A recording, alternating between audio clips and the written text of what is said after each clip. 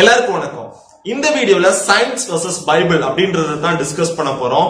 எத்தனையோ வருஷத்துக்கு முன்னாடி பைபிள் சொன்ன ஒரு விஷயத்த ரீசெண்டா நம்ம சயின்டிபிக்கா அதை கன்ஃபார்ம் பண்ணிருப்பாங்க. சோ அப்படிப்பட்ட சில விஷயங்களை பத்தி தான் நம்ம பார்க்க போறோம். இந்த வீடியோ உண்மையாவே ரொம்ப இன்ட்ரெஸ்டிங்கா இருக்கும். ஈவன் இந்த குவாரண்டைன் பத்தி கூட பைபிள் ஏற்கனவே சொல்லி இருக்கிறாங்க. சோ அதை பத்தி எல்லாம் நம்ம இன்னைக்கு டிஸ்கஸ் பண்ண போறோம். சோ இந்த வீடியோவை ஆரம்பத்துல இருந்து கடைசி வரைக்கும் ஃபுல்லா பாருங்க. நீங்க இப்பதான் தமிழ் கிறிஸ்டியன் சேனல்ல ஃபர்ஸ்ட் டைமா வீடியோ பார்த்துட்டு இருக்கீங்க அப்படின்னா உங்களை நான் வரவேற்கிறேன். கீழே இருக்கிற சப்ஸ்கிரைப் பட்டன் பிரஸ் பண்ணி மறக்காம சப்ஸ்கிரைப் பண்ணி வச்சுக்கோங்க. பக்கத்துல இருக்கிற பெல் பட்டனும் பிரஸ் பண்ணிக்கோங்க. சோ நான் எப்பெல்லாம் வீடியோ போடுறோன்னு உங்களுக்கு நோட்டிபிகேஷன் வரும். இப்போ வாங்க வீடியோக்குள்ள போலாம்.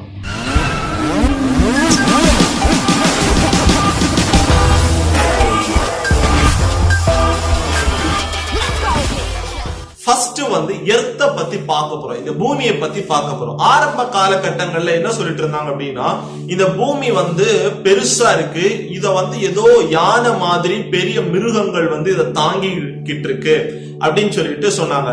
சிலவங்க சொன்னாங்க சில தேவர்கள், அதாவது சில கடவுள்கள் அவங்க தோளின் மேல இந்த பூமியை தாங்கிக்கிட்டு இருக்கிறாங்க அப்படின்னு சொல்லிட்டு சொன்னாங்க. ஆனா பைபிள்ல பூமியை அந்தரத்தில் தொங்க வைக்கிறார் அப்படின்னு சொல்லிட்டு யோபு சொல்றாரு 26:7. யோபு 26:7. சோ பூமி எந்த சப்போர்ட்டுமே இல்லாம அந்தரங்கத்துல தொங்கிட்டு இருக்கு அப்படின்றத பைபிள் ரொம்ப கிளியரா சொல்லுது. 1650 தான் நம்ம சயின்டிஸ்ட்லாம் அதை கன்ஃபார்ம் பண்ணாங்க. ஆமா, பூமி எந்த சப்போர்ட்டுமே இல்லாம அந்தரங்கத்துல தொங்கிட்டு இருக்கு அப்படின்னு சொல்லிட்டு கன்ஃபார்ம் பண்ணாங்க. சோ சயின்ஸ் கன்ஃபார்ம் பண்றதுக்கு முன்னாடி, எத்தனையோ வருஷத்துக்கு முன்னாடி நிறைய மூட நம்பிக்கைகள் இருந்தாலும் அதெல்லாம் கிடையாது. பூமி அந்தரங்கத்துல ஆண்டவர் தொங்க வைத்தார்ன்றது ரொம்ப கிளியரா சொல்லி இருக்கு. சோ ரெண்டாவது விஷயம் நம்ம பார்த்தோம் அப்படின்னா, இதே பூமி தட்டையா இருந்துச்சு, பிளாட்டா இருந்துச்சு அப்படின்னு சொல்லிட்டு நிறைய பேர் சொன்னாங்க. நீ அப்படியே அந்த பூமியில நடந்து போயிட்டே இருக்குன்னா அந்த எட்ஜ் அப்படியே கீழே விழுந்து செத்து போயிடுவாப்பா அப்படின்னு எல்லாம் நிறைய பேர் சொல்லிட்டு இருந்தாங்க. ஆனா பைபிள்ல எத்தனையோ வருஷத்துக்கு முன்னாடி ஏசாயா 40:22 ஏசாயா தீர்க்கதரிசி ரொம்ப கிளியரா சொல்லுது, அவர் பூமி உருண்டை மேல் வீற்றிருக்கிறார் அப்படின்னு சொல்லிட்டு. சோ இந்த வேர்ஸ் நம்ம ஹீப்ரூ லாங்குவேஜ்ல அதோட ஒரிஜினல் டிரான்ஸ்லேஷன்ல பார்க்கும்போது அந்த உருண்டை அப்படின்றதுக்கு அந்த ஹீப்ரூ டிரான்ஸ்லேஷன்ல என்ன இருக்கு அப்படின்னா ஹூ அப்படின்னு இருக்கு. அதோட அர்த்தம் circle, sphere, spherical in shape, அந்த மீனிங் தான் அதை குறிக்குது. சோ பூமி பிளாட்டாவோ ஸ்கொயராவோ கிடையாது, அது ஒரு ஸ்பெரிக்கல் ஷேப்ல இருக்கு அப்படின்றத பைபிள் ரொம்ப துல்லியமா அன்னைக்கே சொல்லி இருக்கு. ஆனா சயின்ஸ் இதை எப்ப ப்ரூவ் பண்ணிச்சு அப்படின்னா, கொலம்பஸ் நம்ம பூமி உருண்டைன்னு சொன்னதுக்கு அப்புறம் தான் சயின்ஸ் ப்ரூவ் பண்ணிச்சு. ஆனா அதுக்கு முன்னாடியே பைபிள் ரொம்ப கிளியரா சொல்லி இருக்கு பூமி உருண்டையா இருந்துச்சு. மூணாவதா பார்த்தோம் அப்படின்னா 1845 இந்த இயருக்கு முன்னாடி என்ன அப்படின்னா, இந்த கர்ப்பிணி பெண்கள் குழந்தையை பெற்றெடுக்கும் போது 30% தாயார்கள் இறந்துருவாங்க. 30% பெண்கள் இறந்துருவாங்களாம்.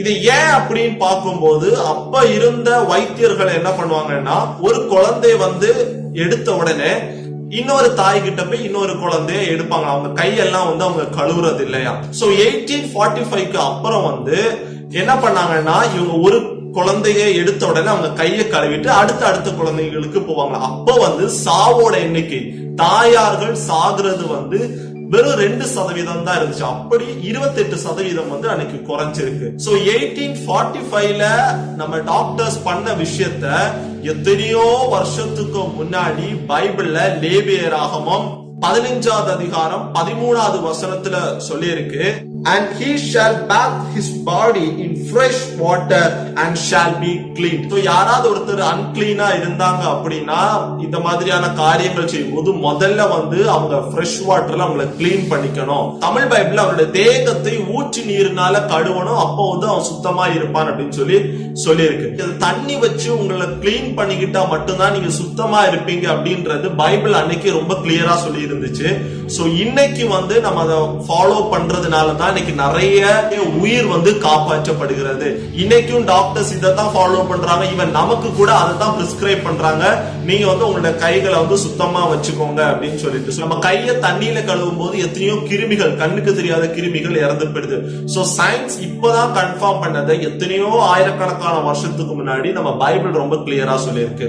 சோ நாலாவதா நம்ம பார்த்தோம் அப்படின்னா லேவியராகமம் 17வது அதிகாரம் 11வது வசனத்துல சொல்லியிருக்கு, மாம்சத்தின் உயிர் இரத்தத்தில் இருக்கிறது அப்படின்னு சொல்லி இருக்கு.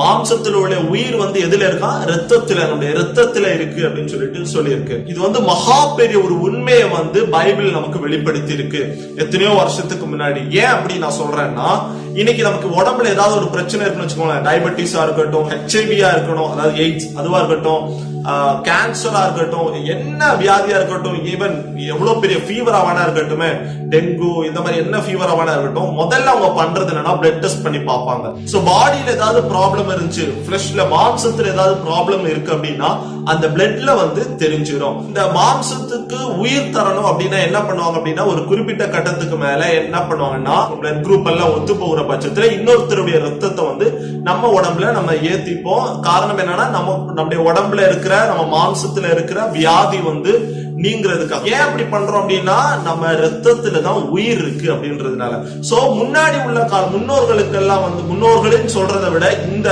ஒரு பயாலஜிக்கல் டெவலப்மெண்ட் நமக்கு வர்றதுக்கு முன்னாடி இந்த ஒரு அறிவு வந்து மனுஷங்களுக்குள்ள கிடையாது. அதனாலதான் என்ன அப்படின்னா, நிறைய பேரோட உயிரை நம்மளால காப்பாற்ற முடியல. ஃபீவர் மாதிரி சின்ன சின்ன ஒரு நோய்க்கு கூட அன்னைக்கு மனுஷங்க வந்து செத்துட்டு இருந்தாங்க. காரணம் என்ன அப்படின்னா, ரத்தத்துல உயிர் இருக்கு அப்படின்றத புரிஞ்சுக்காம இன்னொருத்தருடைய ரத்தத்தை கொடுத்தா பிழைச்சுக்க முடியும் அப்படின்ற ஒரு அறிவு இல்லாததுனால அன்னைக்கு பண்ணாங்க.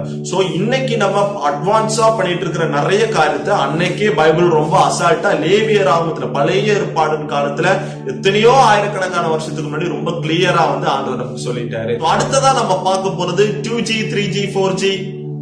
இத பத்தி தான் நான் பார்க்க போறோம். இதையும் ஆக்சுவலா என்ன அப்படின்னா பைபிள்ல வந்து சொல்லிருக்கேன். ஆக்சுவலா 2G 3G 4G இத சொல்லல, அதோட டெக்னாலஜியை பத்தி ஏற்கனவே பைபிள்ல சொல்லி இருக்கு. நீ மின்னல்களை அழைத்து அனுப்பி அவைகள் புறப்பட்டு வந்து இதோ இங்கே இருக்கிறோம் என்று உனக்கு சொல்லும்படி செய்வாயோ. சோ இந்த இடத்துல ஆண்டவர் வந்து யோபுட்ட பெரிய ஒரு கேள்வி கேட்கிறார், பெரிய ஒரு கொஸ்டின் கேட்கிறார். என்ன அப்படின்னா, நீ வந்து மின்னல்களை கூப்பிட்டு நான் இங்க இருக்கிறேன் அப்படின்றது நீ அவங்க கிட்ட போய் சொல்லு அப்படின்னு சொல்லி யாராவது உனக்கு அனுப்புனா, அது வந்து நாங்க இங்க இருக்கிறோம்ப்பா அப்படின்ற கம்யூனிகேஷன், அப்படின்ற சொன்ன காரியம் உன்கிட்ட வந்து ரீச் ஆகும் அப்படின்ற பெரிய ஒரு கேள்வி வந்து அன்னைக்கு யோபுட்ட ஆண்டவர் கேட்கிறாரு. இன்னைக்கு நம்ம யூஸ் பண்ற எவ்வளவு பெரிய டெக்னாலஜியா வேணா இருக்கட்டும், உலகத்தோட ஒரு மூலையில இருந்து இன்னொரு மூலை வரைக்கும் ஈஸியா நம்ம வந்து கம்யூனிகேட் பண்ணிக்கிறோம், ஈஸியா வந்து தொடர்பு கொள்றோம், ஃபேஸ் டு ஃபேஸ் பார்த்து பேசுறோம், கால் மூலமா பேசுறோம். சோ இதெல்லாம் எப்படி நடக்குதுன்னா, எலக்ட்ரோ மேக்னெட்டிக் அந்த வேவ்ஸ் மூலமா தான் நடக்குது. அந்த வேவ்ஸ் எல்லாம் லைட்டோட ஸ்பீடுல நமக்கு வந்து ரீச் ஆகுது. அதனாலதான் அவங்க ஒரு வார்த்தை பேசின உடனே வந்து நமக்கு அது கேக்குது. சோ இப்போ நம்ம யூஸ் பண்ணிட்டு இருக்கிற டெக்னாலஜியை எத்தனையோ வருஷத்துக்கு முன்னாடி பைபிள்ல ஆண்டவர் சொல்லிட்டாரு. இன்னும் நான் சொல்லப்பட இத வாசிக்கும் போது எனக்கு புரிஞ்சுக்கிட்ட ஒரு விஷயம் என்ன அப்படின்னா, இந்த உலகத்துல இருக்கிற எந்த காரியத்தையும் நான் கண்டுபிடிச்சேன், அவன் கண்டுபிடிச்சான், அவர் கண்டுபிடிச்சார் அப்படின்னா நம்ம நிறைய விஷயத்த சொல்றோம்.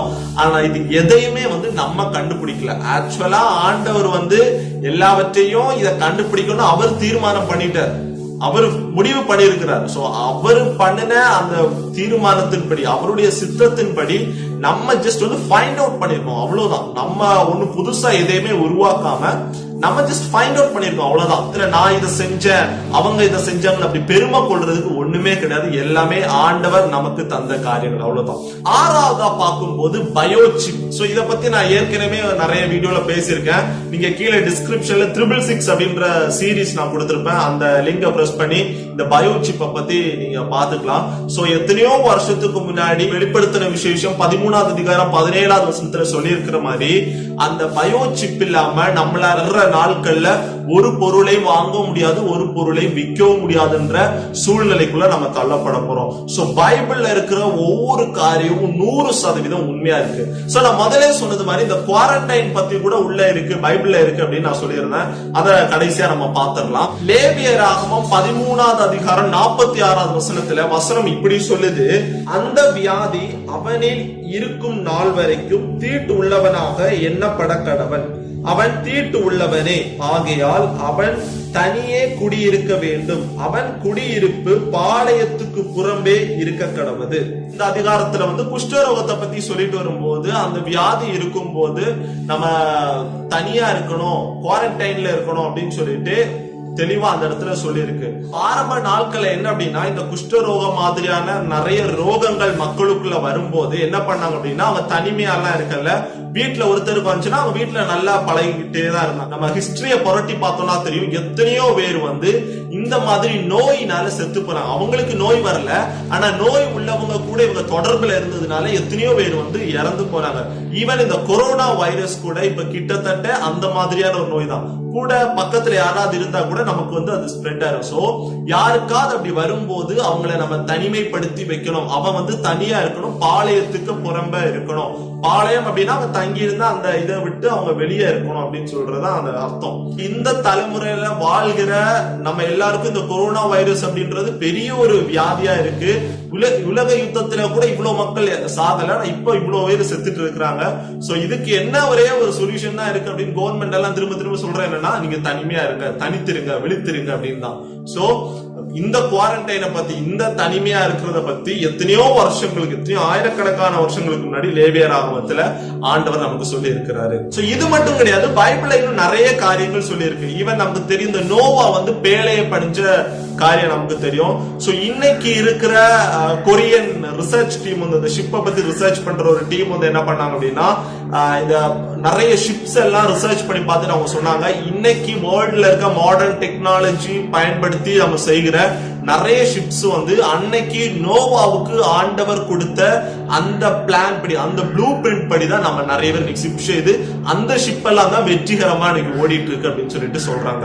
இந்த கடலை பத்தி நம்ம இன்னும் பார்க்க போனா, கடலுக்குள்ள நீரோட்டம் இருக்கு அப்படின்றத கண்டுபிடிச்ச மேத்யூ அப்படின்றவரு சங்கீதம் 8:8 அடிப்படையா வச்சுதான் கண்டுபிடிச்சிருக்கிறாரு. சோ அவரோட ஒரு ஸ்டாச்சு வந்து பண்ணி இருக்கிறாங்க. அவரோட ஸ்டாச்சுவோட ஒரு சைடுல பைபிள் இருக்கிறது. அந்த பைபிளை பார்த்துதான் அவர் இந்த ஒரு பெரிய ஆராய்ச்சியை கண்டுபிடிச்சாரு அப்படின்றதோடைய ரெஃபரன்ஸா அவரோட சைடுல பைபிள் வச்சு ஒரு ஸ்டாச்சு பண்ணி இருக்கிறாங்க. சோ இந்த உலகத்துல எவ்வளவு பெரிய டெக்னாலஜிஸ் வந்தாலும், எவ்வளவு பெரிய சயின்ஸ் அறிவியல் வளர்ந்தாலும், எல்லாவற்றுக்கும் மேலாக உள்ளதுதான் ஆண்டவர் நமக்கு கொடுத்திருக்கிற இந்த வேதாகமம். சோ பவுல் அதனாலதான் சொல்றாரு, தேவனை அறிகிற அறிவின் மேன்மைக்காக உலகத்தில் உள்ள எல்லாத்தையும் அவர் குப்பையாக எண்ணினாராம். சோ ஆண்டவரை பற்றி அறிகிறதுக்காக ஆண்டவர் நமக்கு கொடுத்திருக்கிறது தான் இந்த வேதாகமம். சோ இந்த பைபிள்ல தியானமா இருக்கிற எல்லாருக்கும் ஆண்டவர் பெரிய ஒரு வெற்றியை வச்சிருக்கிறார். இந்த பைபிள் 100% சத்தியத்தை மாத்திரம் தான் நமக்கு சொல்லி கொடுக்குது. அதனால இன்னைக்கு காலையில பைபிள் வாசிச்சீங்களா அப்படின்னு கேட்டா நம்ம யோசிப்போம், கிறிஸ்டியன்ஸா இருக்கிற நாம. சோ இந்த பைபிள்ல இன்னும் நம்ம நேசிப்போம், பைபிள் ஆராய்வோம். சோ இந்த பைபிள்ல இருந்து ஏற்படுகிற ஞானம் நம்மள வேற ஒரு லெவல்ல நம்மள கொண்டு போய் சேரும். வீடியோ பார்த்ததுக்காக நன்றி. இது உங்களுக்கு யூஸ்ஃபுல்லா இருந்துச்சு அப்படின்னா உங்க ஃப்ரெண்ட்ஸோட ஷேர் பண்ணுங்க. நீங்க இன்னும் தமிழ் கிறிஸ்டியன் சேனலை சப்ஸ்கிரைப் பண்ணல அப்படின்னா கீழே இருக்கிற சப்ஸ்கிரைப் பட்டன் பிரஸ் பண்ணி சப்ஸ்கிரைப் பண்ணி வச்சுக்கோங்க. பக்கத்துல இருக்கிற பெல் பட்டனும் பிரஸ் பண்ணிக்கோங்க. சோ நான் எப்பெல்லாம் வீடியோ போடுறேனோ அவங்களுக்கு நோட்டிபிகேஷனா வரும். அடுத்த வாரம் உங்க எல்லாரையும் பாக்குற வரைக்கும் ஆண்டோடைய தயவு நம்ம ஒவ்வொருத்தரையும் கூட இருப்பாங்க. Thank you all, God plus.